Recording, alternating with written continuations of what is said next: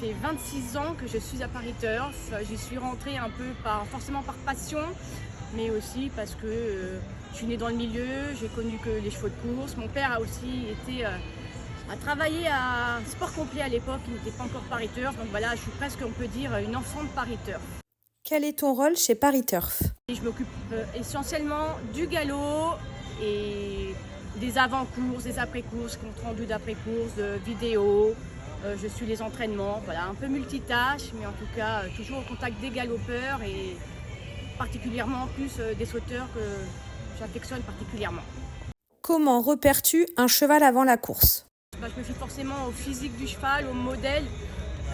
En début d'année, surtout aussi à l'état du poil, qui pour moi est un facteur essentiel sur l'état physique du cheval. Avoir un beau poil brillant, paterne est vraiment source d'information.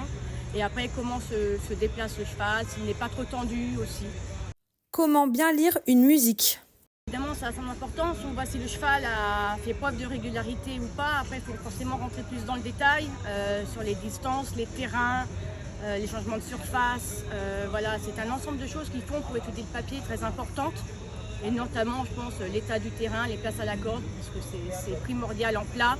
Et en obstacle, évidemment, voir si le cheval est un cheval aussi très régulier dans ses sauts, qui n'est pas tout le temps par terre. Comment repérer un bon sauteur?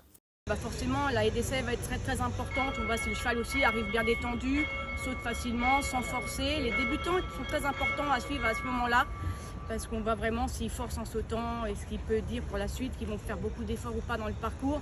Maintenant, voilà, pour sauter, il faut être souple. Savoir faire la petite, très important. C'est un cheval qui ne va pas savoir faire la petite, peut tout perdre à la réception. Donc voilà, on voit si les chevaux sont dès la haie d'essai, s'ils sont bien mécanisés ou pas. Tu préfères Auteuil ou le Lion d'Angers? Question difficile, je dirais Auteuil, parce que c'est un hippodrome que j'affectionne vraiment tout particulièrement. Je crois que j'en connais tous les recoins depuis que je suis gamine. Voilà, le spectacle est toujours magnifique. Le Lion d'Angers, je ne connais pas, mais Patrice Quinton dernièrement m'a donné envie d'y aller, surtout pour l'Anjoulois. Voilà, les champs de course de l'Ouest sont des trucs magnifiques, et pour le cross surtout, il y a une ambiance de folie. Voilà, si des fois on pouvait avoir l'ambiance qu'il y a pour l'Anjoulois à Auteuil, ça serait parfait. Tu préfères le grand steeple de Paris ou la grande course de haies?